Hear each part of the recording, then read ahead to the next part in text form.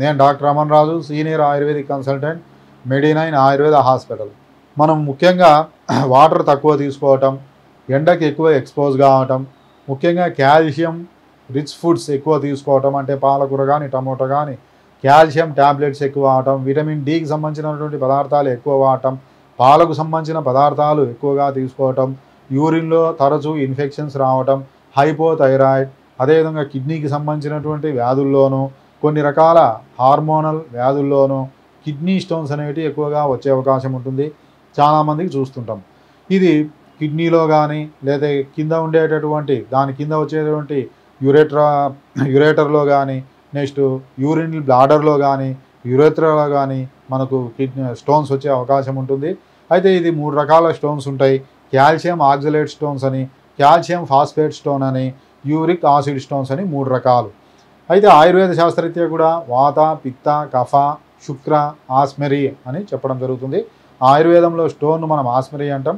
ఇవి లక్షణాలు ఉంటాయి. వాతజ ఆస్మెరీ, పిత్తజ ఆస్మెరీ, కఫజ ఆస్మెరీ మరియు శుక్రజ ఆస్మెరీ. వాతజ ఆస్మెరీ అంటే మనం కాల్షియం ఆక్సలేట్ స్టోన్తో పోల్చవచ్చు. దీంట్లో ఏమేమి లక్షణాలు ఉంటాయంటే భయంకరమైనటువంటి నొప్పి ఉంటుంది. ఆ నొప్పికి తట్టుకోలేక పండ్లు కొరుక్కోవటం, కింద పడి దొర్లటం, ఏడవటం, యూరిన్ పోస్తే మనకు అది ధారలాగా వస్తుంది, అంటే 2గా విడిపోయి రావటం, ఇవన్నీ కూడా మనం చూడవచ్చు.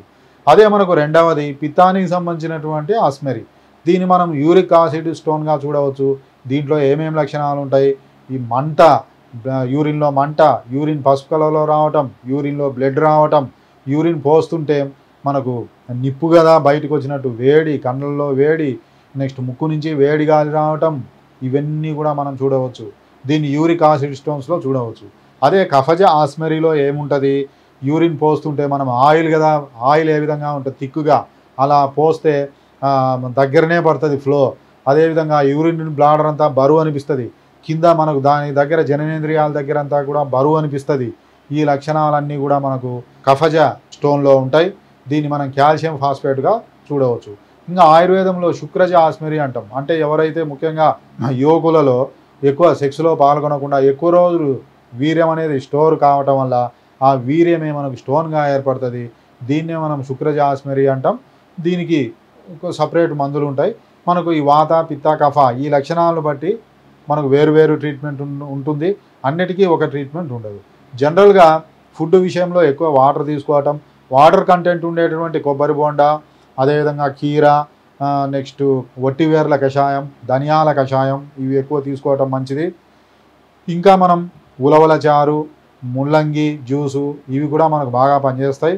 మరి లక్షణాలను బట్టి అవి వాతమా, పిత్తమా, కఫ అని దశమూల కషాయం కానీ, అదేవిధంగా మనకు వీరతర్యాది కషాయం అని, చంద్రప్రభావటి అని, మనకు చందనాదివటి అని, నెక్స్ట్ ఇంకా పథరీనా అని, ఇంకా అస్మెరి హర్రస్ అని, వరుణాది కషాయం అని, సుకుమార కషాయం అని, ఇక్కడ రకరకాల మందులు ఉంటాయి.